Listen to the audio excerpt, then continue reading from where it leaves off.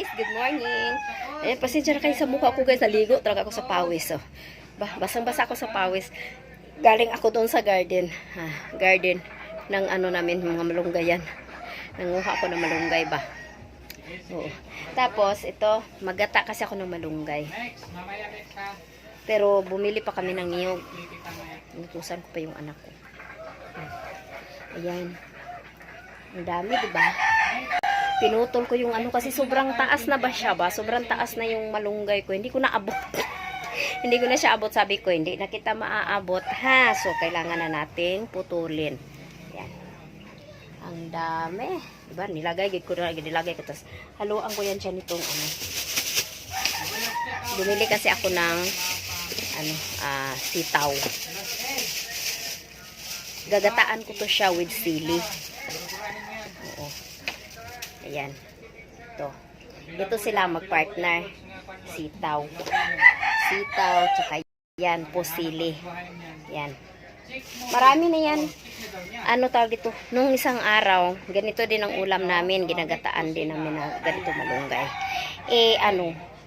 Sabi ko parang hindi pa ako nagsawa. Kaya, kailangan kong gumawa ulit. Ayan.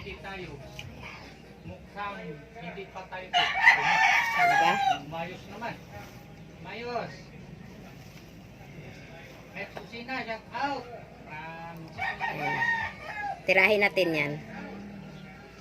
Habang naghintay tayo sa niyog, yan natin. Tapos, haluan lang natin ng piniritong isda. Tirada na, tirada na. Ayan na guys, yan yung mga partner niya. Yan. Sili, pati naghana. Ayan, tapos malunggay. Meron akong na ano doon, oh. Meron akong na tapos gata. Halagang 50 ang gata. Halagang 50 ang gata. Tapos ayan. Nagura-gura mo na ba yan nakapinis, Telmex? Tapusin lang natin to para maluto na tanghalian.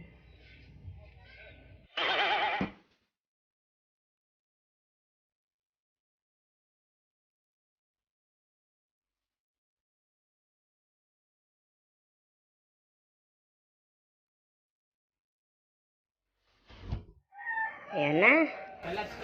Oy, ang akong sili. Dami. Ayan, tapos may ano, konting pritong isda. Yung nakasentira ko kagabi. Lagyan namin ng dilis, kamatis, sibuyas, sitaw, ito, gata. Ayan ang malunggay, marami. Diba, dinamihan ko yan kasi yung kapatid ko, bibigyan ko pa kasi. Kaya dinamihan ko yan. Ayan na. Tchadan, tchadan. Ready to luto na. Yan guys, pakulo muna tayo ng gata. Yan, pakuluan natin yung ating gata bago ihalo natin ang ating mga panakot. Ayan. Yan yung ating mga panghalo. Ihalo natin yan ngayon. Tapos, ihalo din natin yan para maglata na siya. I-mix din natin ang ating malunggay. Ayan na.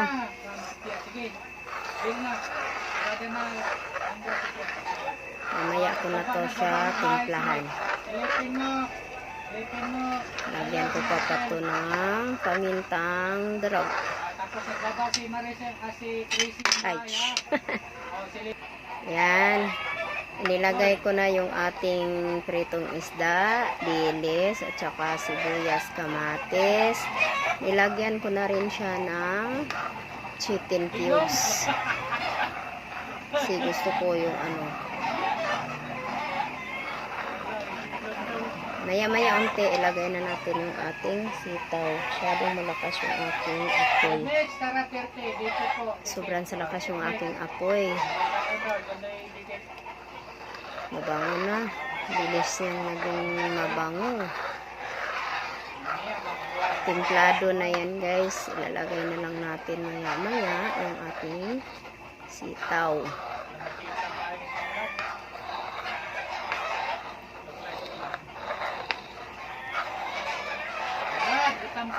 Hayaan mo na natin siyang sticky.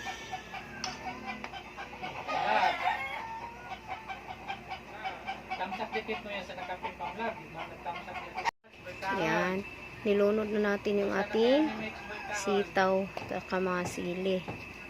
Gura-gura na ba kayo? Ayan. Pag medyo malambot na, ilagay na rin natin yung ating malunggay. Tapos hayaan na natin silang malata. Si King ha, mayroon yung 10-20 King ha. Yan, hintayin na lang natin yan siya. Hintayin natin yung bumababa na yung gata. Nagpula-pula ba siya sa sili, oy. Lami man. Sarap kasi siya pag mahanghang. Yan. Hindi pa kasi ito siya luto. So, hayaan na lang natin siya na kukunti yung kanyang gata. Yan. Hayaan na natin yan siya dyan. Channel tayo 30 from Kahati. Sige. Ayan na, luto na. Ayan, luto na siya guys. Time to kain na. Luto na siya. Tamang-tama, nangangagat sa bibig yung hanghang.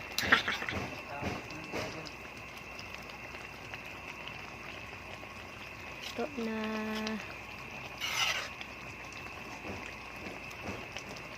Ang ating ginataang malunggay.